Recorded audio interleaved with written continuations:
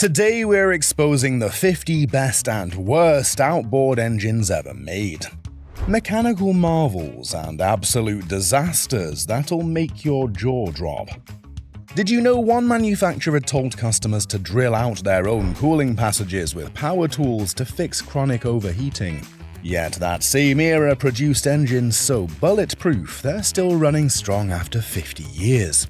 From motors worth more as anchors than engines, to 627 horsepower beasts costing more than luxury cars, we're revealing the untold stories behind boating's biggest triumphs and failures.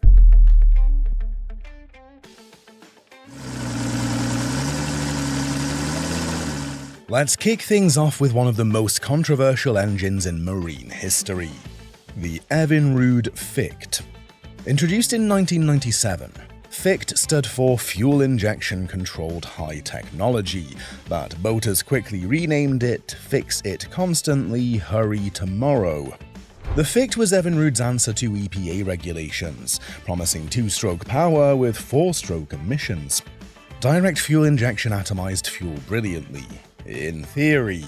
Reality, the EMM, engine management module, had the reliability of a chocolate teapot. Water intrusion killed these $1,200 computers regularly. Fuel injectors clogged constantly, and the oil injection system was so finicky that engines seized from starvation. Bombardier reportedly spent tens of millions on warranty claims during the early 2000s. Dealerships returned engines faster than they could sell them. The technology was sound, similar systems work in cars, but marine environments and rushed development created catastrophic failures.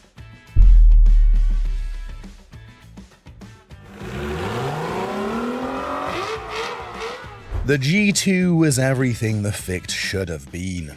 Revolutionary technology that actually worked. The combustion system delivered two-stroke torque, with emissions 75% cleaner than 2013 EPA standards. Revolutionary starboard side gear case improved handling by compensating for propeller torque. Customization was unprecedented. 14 color panels with 5 accent colors gave 400 possible combinations. Integrated hydraulic steering eliminated external cylinders, cleaning up transoms beautifully. The iDock joystick made docking easier than parking a smart car. With 20% better fuel economy than four-strokes and pleasant acoustics, they hired music industry engineers. The G2 proved two-strokes weren't dead, just needed better engineering.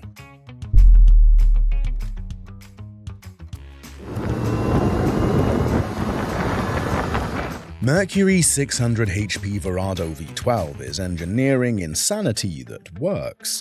This 7.6-litre naturally aspirated V12 weighs just 1,260 pounds, similar to two 300 horsepower competitors. Industry-first two-speed automatic transmission shifts smoother than a politician's lies. Contra-rotating propellers on a single shaft eliminate steering torque completely. The steerable gear case turns 45 degrees versus standard 30, allowing lateral movement with joystick control. Despite massive power, reliability is exceptional. Mercury's military contract background shows. Every engine endures 24-hour dyno testing before shipping.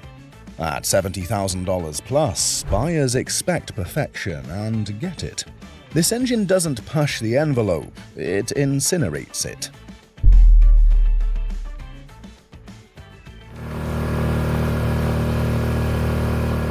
Mercury's early 2000s 4-horsepower four-stroke proved simpler isn't always better.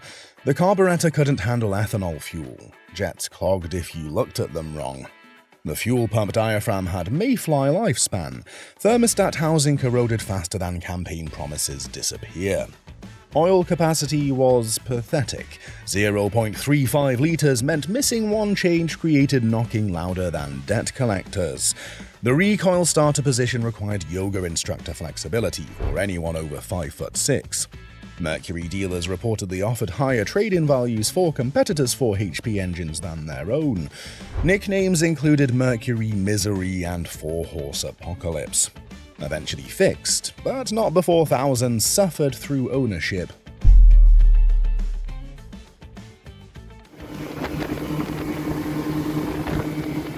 Yamaha's F-150 is the Toyota Camry of outboards. Reliable, powerful, and boring in all the right ways. This 2.7-litre inline-4 features double overhead cams with 4 valves per cylinder for smooth power delivery. Electronic fuel injection is so well calibrated that mechanics joke it runs better on bad gas than competitors on premium. Here's the secret: Yamaha detuned this engine from maximum potential. The same block powers their 175 horsepower model. They prioritize longevity over peak power. Commercial operators report 8,000 plus hours on original engines. Corrosion resistance is legendary. Their ultimate corrosion protection actually works. They even paint in side brackets to prevent crevice corrosion.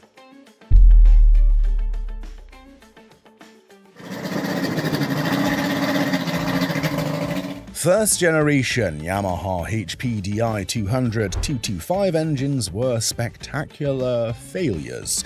The 700 psi fuel injection required impossibly clean fuel, something mariners don't provide. High-pressure pumps failed regularly, taking entire fuel systems down at $3,000+ replacement cost. Carbon buildup required terrifying decarbon procedures involving spraying cleaner into running engines. Heat was the biggest issue.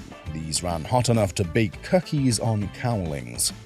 Exhaust systems couldn't handle temperatures, burning gaskets and melting rubber components.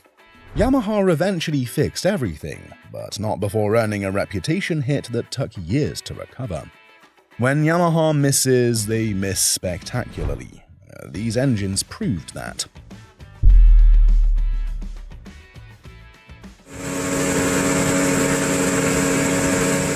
Johnson's 200 Oceanrunner was the apex predator of carburetted two-strokes.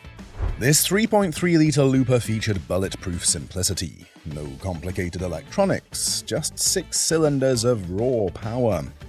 Loop charging provided excellent fuel economy for carburetted engines. Construction was overbuilt to extreme levels. Gear cases survived impacts that shatter modern units. Water pumps were accessible without dropping lower units, a forgotten feature today. Parts remain available because Johnson used the same components across multiple models and years. These engines gained popularity in commercial operations for their ability to run continuously for extended periods without maintenance. The Oceanrunner proved that simple engineering executed perfectly beats complicated technology.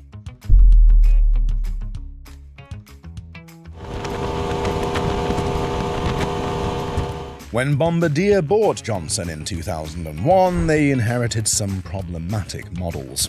The 150 Ocean Pro from this transitional period was a reliability nightmare. This carburetted V6 suffered from quality control issues as production shifted between facilities. Power packs failed with depressing regularity, a $1,200 repair that often exceeded the engine's value. The VRO oil injection system, already controversial, became even less reliable with cost-cut components. Bombardier used cheaper suppliers for critical parts like thermostats and water pumps. The result? Overheating issues that warped heads faster than a vinyl record on a dashboard. Dealers privately called these warranty time bombs because failures typically occurred just after coverage expired. Many were traded in for Mercury or Yamaha engines within 2 years. Enjoying these insider stories? We're just getting warmed up. Make sure to subscribe and hit that notification bell. Thanks. Now let's dive into Honda's revolutionary approach to outboard design.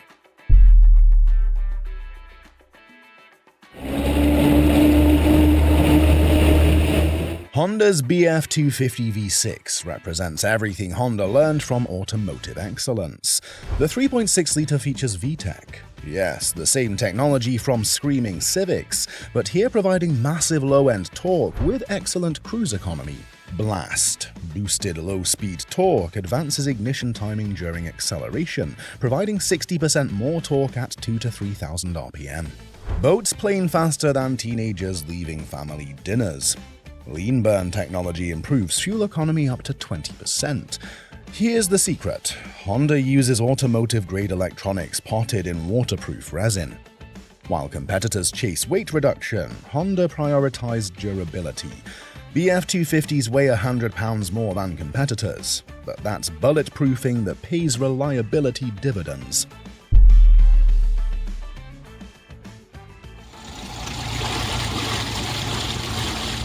Honda's early BF30 proved perfectionists can stumble. Late 1990s introduction suffered from Honda's marine inexperience. Automotive-style thermostats couldn't handle saltwater corrosion, sticking closed and causing overheating that warped heads faster than vinyl records in hot cars. Repairs required complete powerhead disassembly, $2,000 lessons in marine engineering. The carburetor used proven automotive design without considering boats' constant angles and varying loads. Float levels were so critical that 2-degree attitude changes caused rich or lean running. Trolling was like painting with fire hoses. Lower unit gear ratios were too high, preventing proper prop selection and causing over-revving. Honda eventually fixed everything, but early adopters paid for beta testing.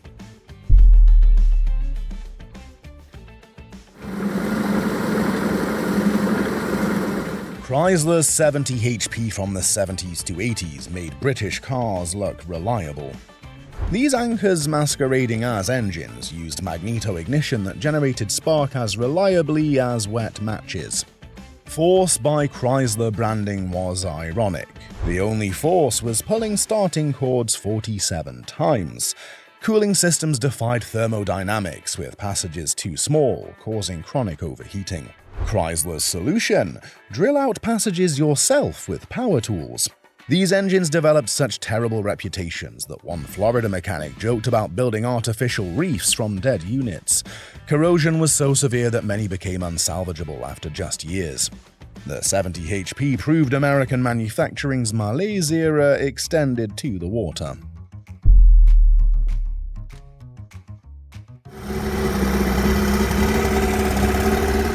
Before Chrysler gave up on quality, they produced decent engines.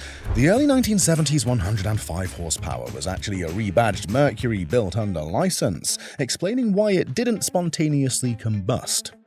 This engine featured Mercury's proven Thunderbolt ignition and robust 3-cylinder powerhead that took serious abuse. Gear cases were overbuilt to commercial standards. Water pumps were accessible without tools, a feature modern manufacturers should study. Simplicity was key. No complicated electronics, no proprietary parts. Just solid engineering any mechanic could service. Parts interchange with Mercury models ensures availability today. Some commercial fishermen still run these engines, proving good design transcends brands.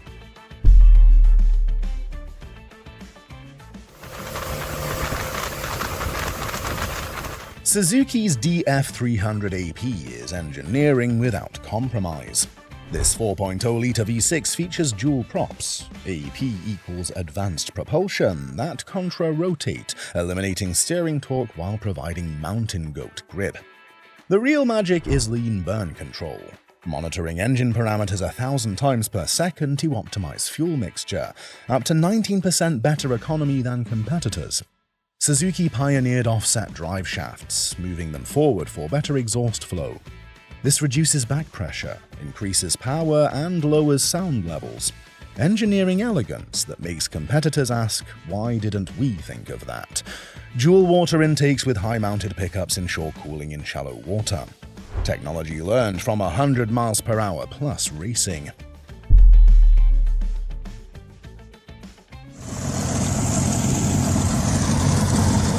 Suzuki's 1980s DT-140 proved Japanese manufacturers could build lemons too.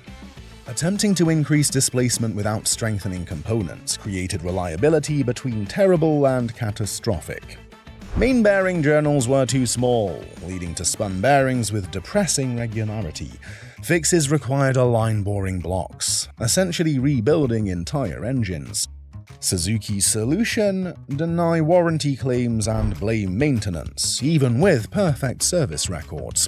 CDI boxes mounted directly above exhaust manifolds guaranteed heat death at the worst moments. Replacement CDIs cost more than some entire engines. The oil injection pump's plastic drive gear had gas station sushi durability.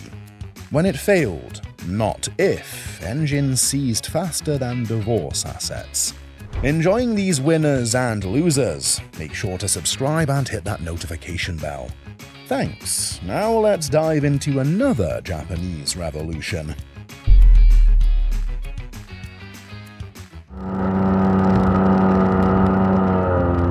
Tohatsu is the outboard world's best-kept secret, building engines for Mercury, Evinrude, and Nissan. Their 50-horsepower TLDI masterfully combines efficiency with reliability.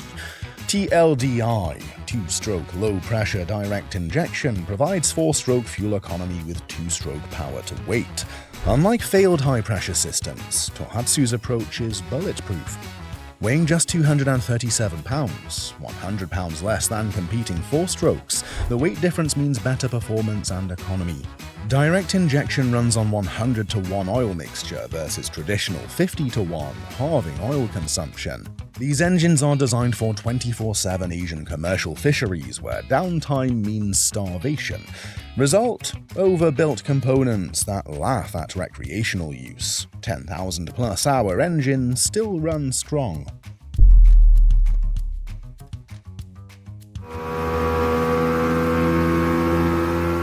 Tohatsu's early 90-horsepower TLDI suffered from scaling ambition without adequate testing.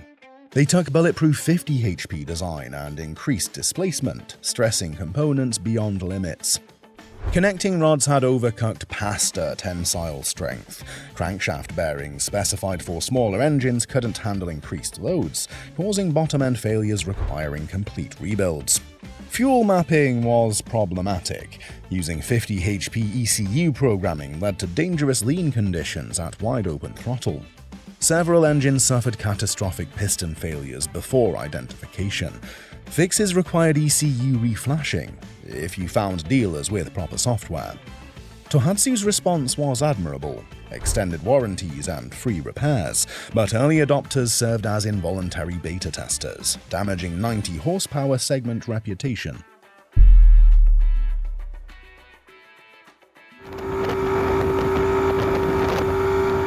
Before Mercury absorbed Mariner, they produced distinct engines. The 1990s 200 was a sleeper hit, essentially hopped up Mercury with better components and aggressive tuning. Larger reed valves, modified porting, and tuned exhaust produced 10% more power than standard 200s. The real improvement was the gear case, heavy-duty commercial unit with larger bearings and stronger gears. Bass boat racers discovered these handled ridiculous abuse. Ignition featured hotter coils and modified timing curves for instant throttle response and top end that embarrassed 225-horsepower competitors. Mercury dealers could order components for standard engines, creating sleeper motors. Mercury eventually incorporated many improvements into standard lines.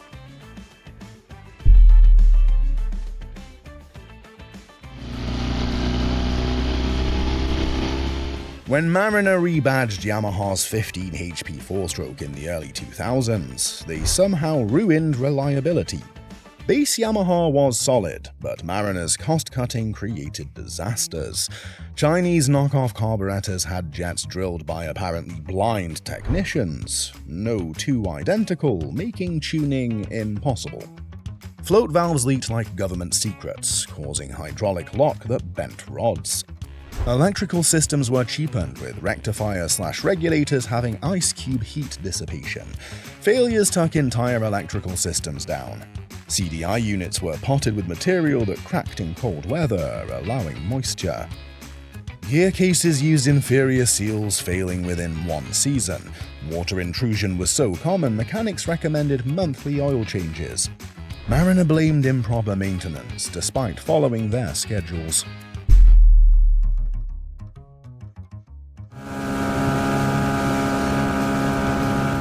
Force 120s achieved legendary status as history's worst outboard. This wasn't just bad, it was catastrophically, hilariously awful. Three-cylinder design pushed components beyond breaking points. Pistons had chalk-like structural integrity. Connecting rods were apparently recycled lawn furniture. Crankshafts were balanced by blind men with Parkinson's. Cooling systems defied physics. Water pumps failed so regularly owners carried spares like spare tires. Thermostats stuck closed if you looked wrong.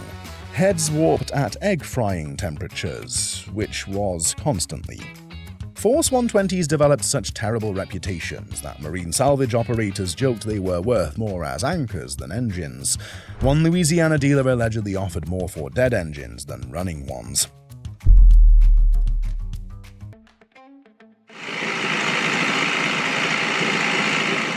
After Mercury acquired Force, they built decent engines under the Force brand.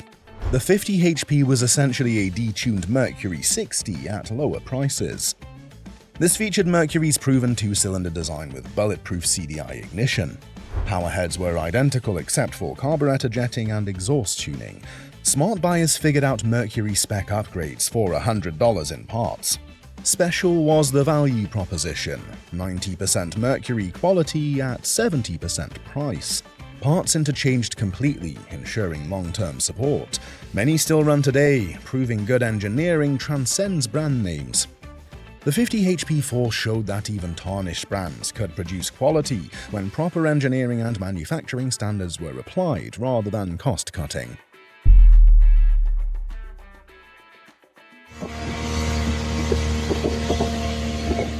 Nissan Marine's partnership with Tohatsu produced excellent engines. The 90 HP TLDI was essentially Tohatsu with better quality control and Nissan's automotive-grade electronics. Nissan refined fuel mapping for smoother acceleration and better economy than Tohatsu equivalents. ECUs used automotive components potted in submarine-worthy resin. Cooling systems were upgraded with larger passages and redesigned impellers lasting 3 times longer. Nissan understood boat owners don't service like car owners, building in durability margins.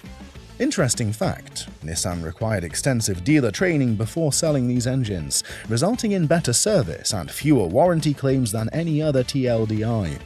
Sometimes success isn't about technology, it's about execution and support.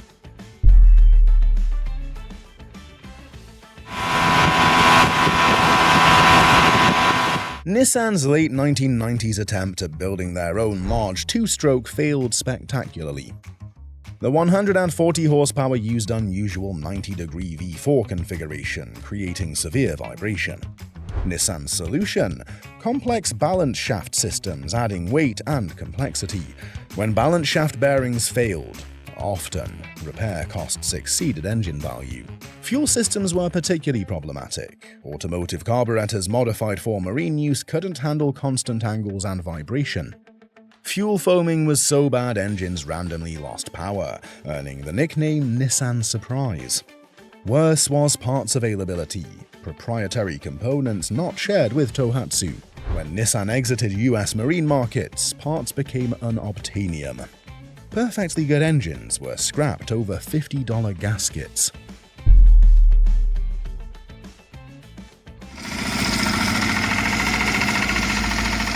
Italian engineering shines in Selva's Goldfish 4-horsepower 4-stroke. This little gem weighs just 60 pounds but delivers reliability that embarrasses engines twice its size. The overhead valve design provides excellent fuel economy, trolling all day on less than a gallon. Starting is effortless thanks to Selva's decompression system and well-calibrated carburetor. The integrated fuel tank holds enough for hours of operation, and the carrying handle makes transport easy. Build quality is exceptional, with stainless steel components where others use mild steel. These engines are popular in European lakes, where reliability matters more than speed. Parts availability through European dealers is excellent, and many Yamaha components interchange. The Goldfish proves small engines can be engineering masterpieces.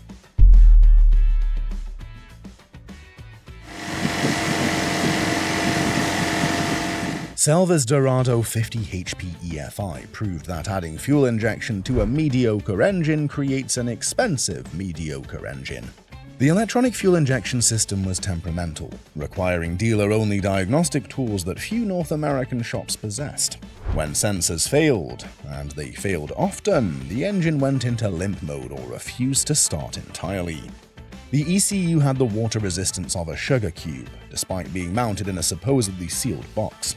Replacement ECUs cost more than entire used engines.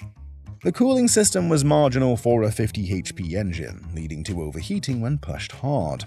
Parts availability outside Europe was essentially non-existent. Owners learned that EFI stood for extremely frustrating investment.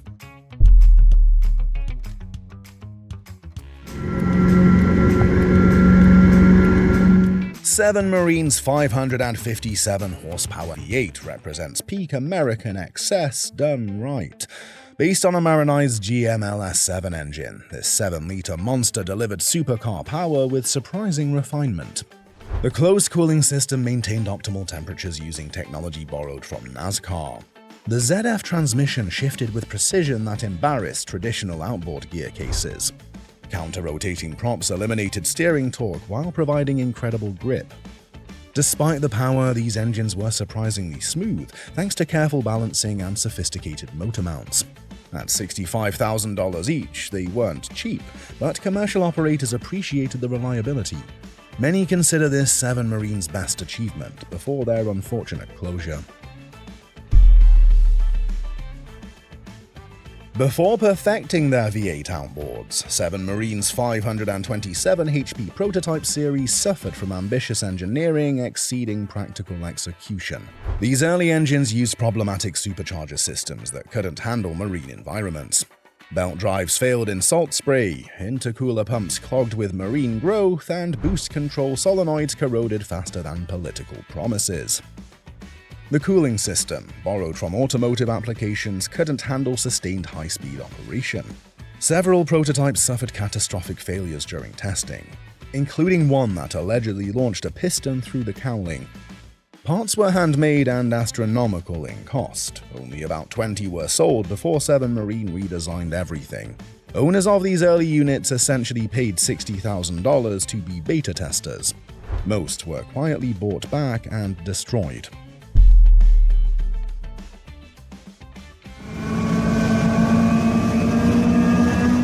Chinese outboards improved dramatically, but Hydea's 15 HP represents everything wrong with cutting corners.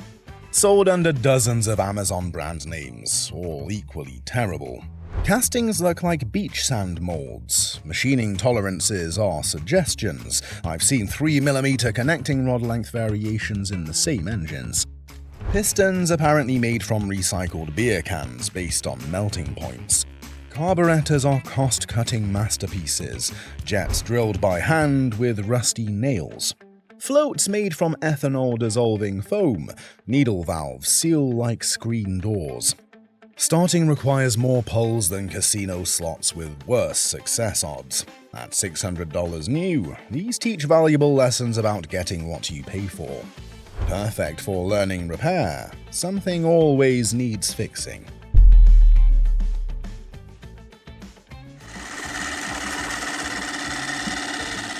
While Hydea is known for questionable quality, their 2.5 HP 4-stroke is surprisingly decent.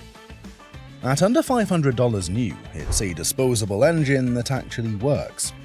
The simple overhead valve design copied from Honda's proven architecture provides reliable operation for light duty. Starting is easy thanks to low compression and a functional choke. The integrated fuel tank holds enough for several hours of trolling. Build quality is adequate for the price. Yes, the castings are rough and paint thin, but the internals function properly. These engines are perfect for dinghies, canoes, and emergency backup.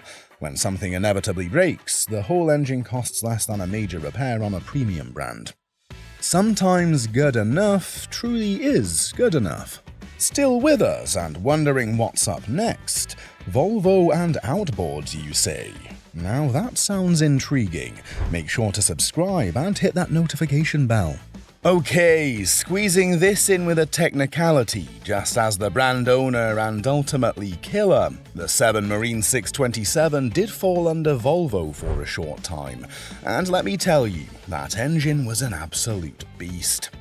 Combining brutal power with sleek Scandinavian engineering, it delivered unmatched torque and speed for serious boaters. The 7 Marine 627 wasn't just an outboard, it was a statement. pushing boundaries with its massive 627 horsepower and that unmistakable growl. Volvo's brief ownership brought precision and reliability to an already ferocious machine, making it arguably their best outboard ever.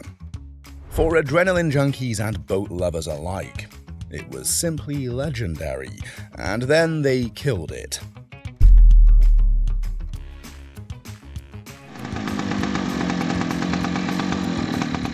Volvo Penta's rare venture into small two-strokes with their 3.9 HP model proved why they stick to larger engines.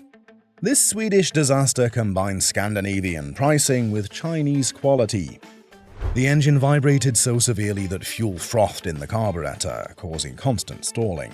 The recoil starter required Viking strength to operate thanks to excessive compression and poor port timing. Cooling was accomplished through prayer and hoping for cold weather. The air-cooled cylinder regularly seized in warm climates. Parts availability was non-existent outside Sweden, and even there, dealers pretended these engines never existed. The few that survive are museum pieces, demonstrating how even premium manufacturers can fail spectacularly. Owners joked it took 3.0 hours to start.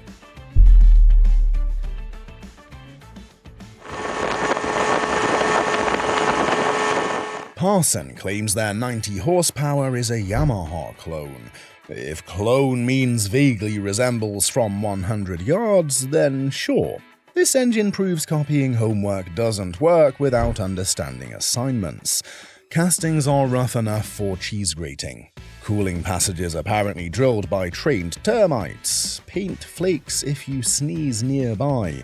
Real disasters are internal components, soft metals wearing faster than pencil erasers. Ignition systems use components rejected by toy manufacturers. CDI units fail so regularly owners buy bulk spares. Spark plug wires have insulation melting at operating temperature. Flywheel magnets lose magnetism faster than politicians lose credibility. One dealer's trade-in seized within 10 minutes, revealing bearing material appearing to be compressed sawdust.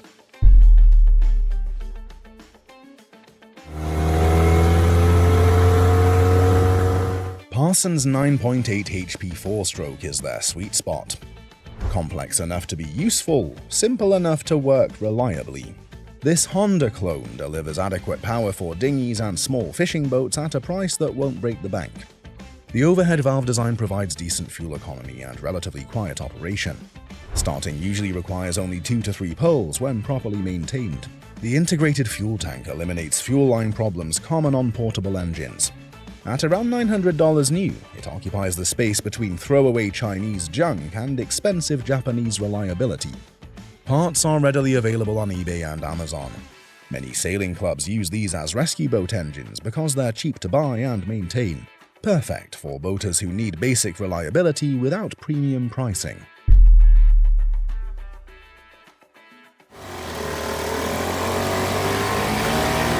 Clinton's J9 Chief 5 horsepower air-cooled outboard proved that American simplicity could work.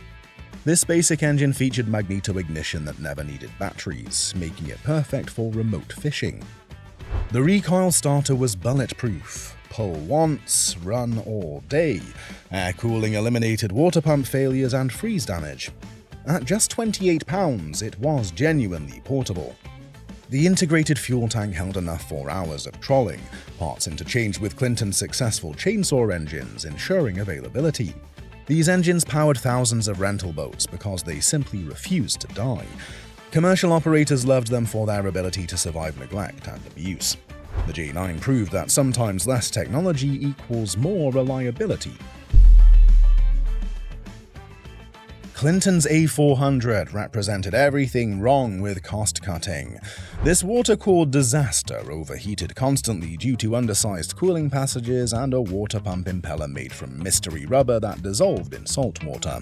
The magneto produced spark when it felt like it, which wasn't often. Carburetor float valves stuck in whatever position amused them. The lower unit seals leaked from day one, creating gear oil milkshakes. But the masterpiece was the transom bracket, cast from pot metal so soft it bent under normal use.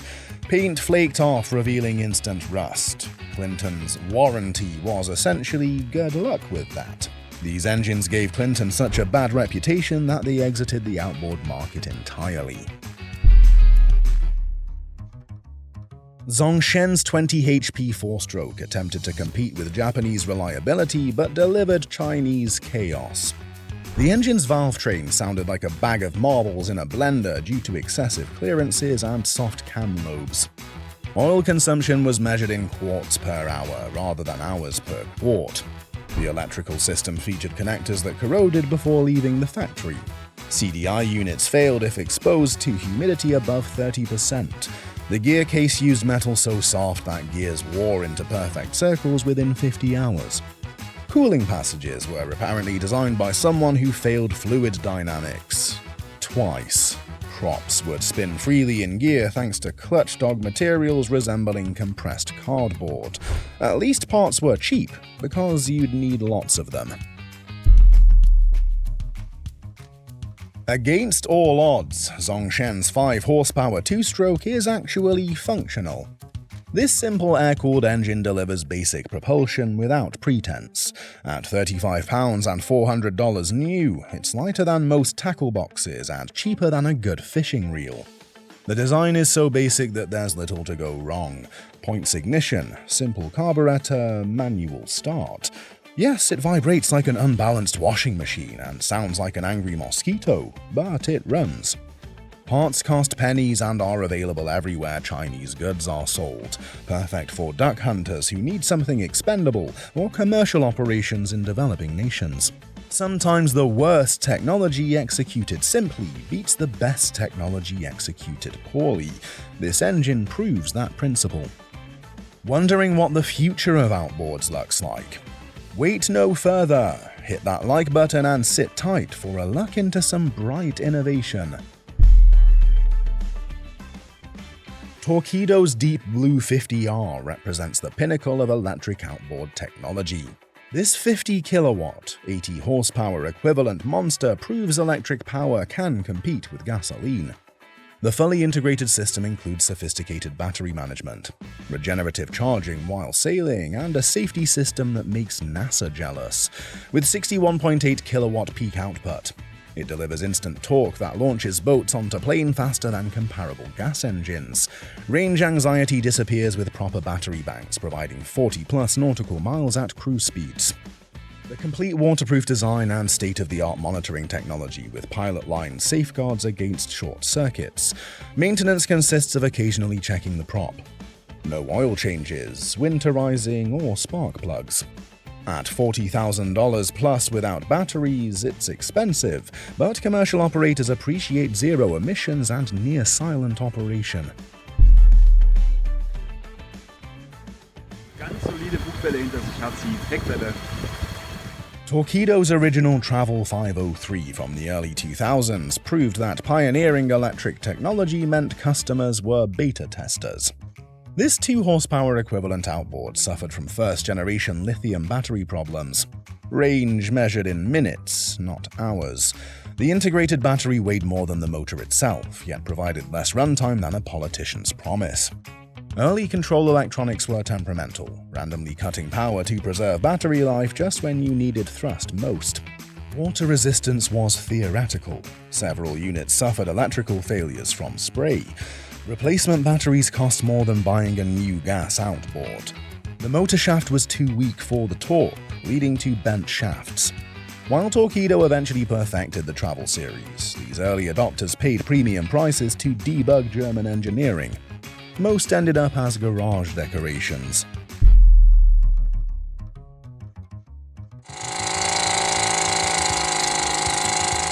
The Century Plus represents British Seagull at their finest. Quirky, indestructible, and louder than a football hooligan. These air-cooled 2-strokes ran on anything flammable, including paint thinner and cheap vodka, allegedly. The clutch system was revolutionary, allowing neutral without killing the engine. Construction was agricultural-grade sturdy, gears cut from solid bronze, bearings sized for farm equipment. Many still run after 50 years with minimal maintenance. The engine's simplicity meant any competent mechanic could rebuild one with basic tools. Parts availability remains excellent through dedicated enthusiast networks. Sure, they vibrated enough to mix cocktails and sounded like angry chainsaws, but they simply refused to die.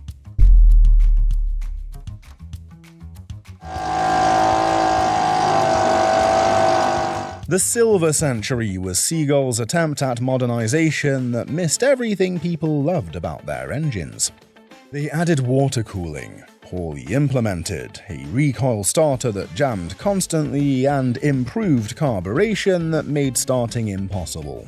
The aluminium construction corroded faster than political promises evaporate. The water pump impeller lasted about as long as ice cream in hell. Worst of all, they quieted the exhaust, removing the signature Seagull sound that warned other boaters of your approach. Parts weren't interchangeable with older models, defeating Seagull's greatest advantage. The Silver Century proved that sometimes improvement means making everything worse while charging more.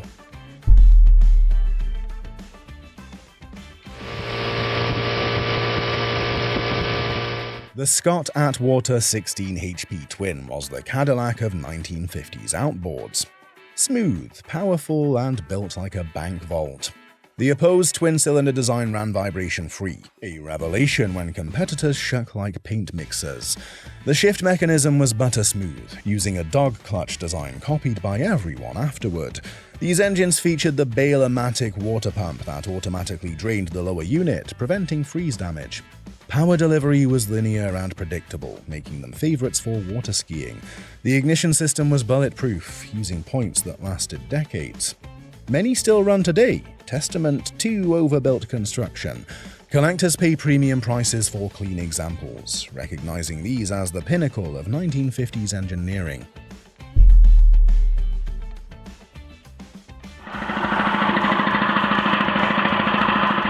Scott Atwater's 40-horsepower Super Twin proved that ambition without engineering equals disaster. They essentially doubled their reliable 20-horsepower design without strengthening components, creating an engine that self-destructed with enthusiasm. The crankshaft was undersized for the power, leading to spectacular failures that sent pistons through cowlings. The cooling system couldn't handle the heat, causing seizures that welded pistons to cylinders. The gear case, designed for 20 horsepower, stripped gears like a drunk mechanic. Vibration was so severe that boats literally came apart, transom bolts backed out, steering cables frayed, and operators developed permanent tremors. These engines earned nicknames like Scatter Water and Scott Disaster from frustrated owners.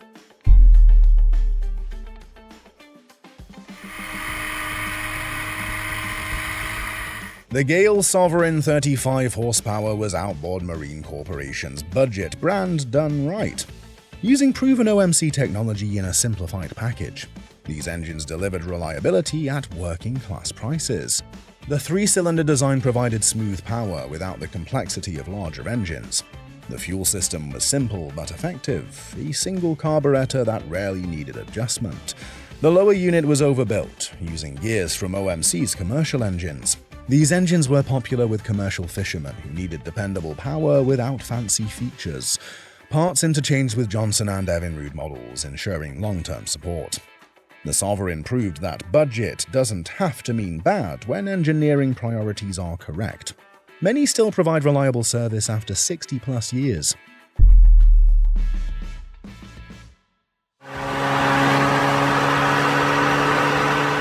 Gale's 40 HP Buccaneer from the late 1950s proved that even OMC could build lemons.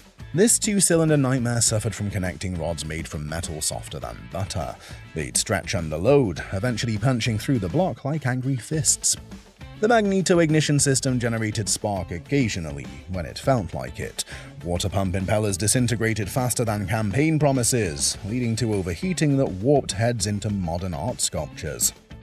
The lower unit gears were cut with tolerances measured by ruler rather than micrometer. Paint adhesion was theoretical. It flaked off if you looked at it sternly. These engines earned nicknames like Gale Force Failure and the Buccaneer Bomb. Even Gale dealers recommended buying Johnson instead. Sears Elgin outboards were typically rebadged units from major manufacturers, but the 16 HP built by West Bend was exceptional. This air-cooled twin was simple, reliable, and powerful for its size. The engine weighed just 58 pounds, making it perfect for car toppers and small boats. Starting was effortless thanks to well-designed compression release. The air cooling eliminated water pump failures, freeze damage, and overheating issues. Fuel economy was outstanding. Trolling all day on a gallon was common. The magneto ignition meant no battery dependency. These engines were so good that West Bend couldn't build them fast enough. Today they're prized by collectors who appreciate bulletproof simplicity. Finding one in good condition is like finding honest political discourse. Theoretically possible, but extremely rare.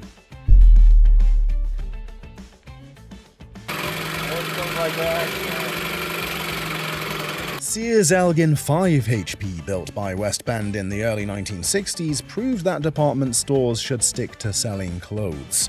This air-cooled disaster overheated in anything above freezing temperatures. The magneto provided spark when it felt generous, which wasn't often.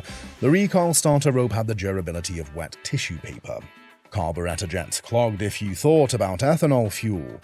The lower unit seals leaked from day one, turning the gear case into a milkshake maker. Vibration was so severe that boats literally came apart. Transom bolts backed out, fuel lines cracked, and operators developed permanent hand numbness. Parts availability ended when Sears discovered outboards were harder to warranty than washing machines. Most became boat anchors, which was their best use. What you're hearing is the tank rattling. Better not to cover. Neptune's mighty might proved that good things come in small packages. This 1.7 horsepower air-cooled single was virtually indestructible. Weighing just 12 pounds, it was perfect for dinghies, canoes, and small sailboats. The engine would run on kerosene, white gas, or standard gasoline. Basically anything flammable. Starting required one easy pull thanks to low compression and excellent carburation. The clutch was engaged by twisting the throttle grip, simple and foolproof. These engines were so reliable that many owners never performed maintenance beyond changing spark plugs. The military used them for life raft propulsion because they always started. Finding parts today is challenging, but these engines rarely need them. They're the cockroaches of the outboard world, simple, ugly, and impossible to kill.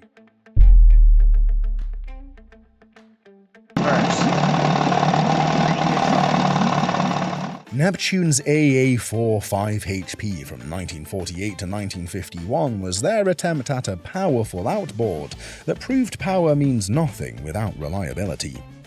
This engine suffered from catastrophic main bearing failures due to inadequate oiling. The magneto points required adjustment every few hours or spark disappeared like teen motivation. Water pump impellers were made from rubber that hardened faster than arteries at a bacon convention. The recoil starter used a spring apparently wound by someone who hated boaters. It either wouldn't engage or launched the handle into your face. Fuel consumption was measured in gallons per mile rather than miles per gallon. Parts availability ended when Neptune dealers realized they spent more time fixing these than selling them. Most AA4s became expensive fishing weights.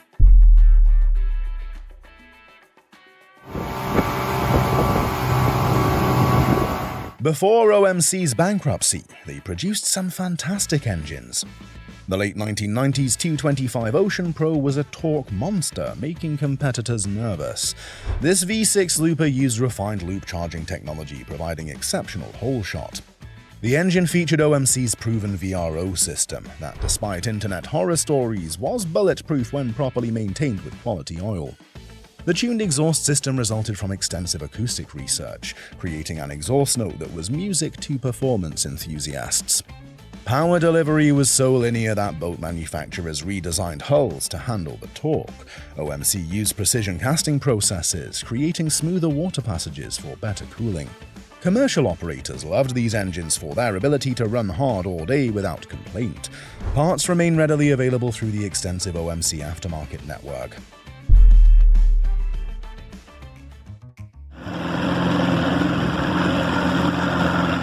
The mid-1980s OMC 200C drive was their attempt to compete with Mercury's successful 200 horsepower offerings, but it failed spectacularly.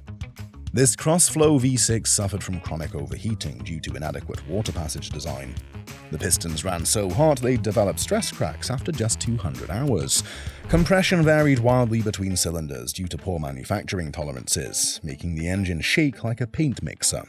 The ignition system used troublesome battery-powered CDI that required perfect electrical connections, something boats rarely provide.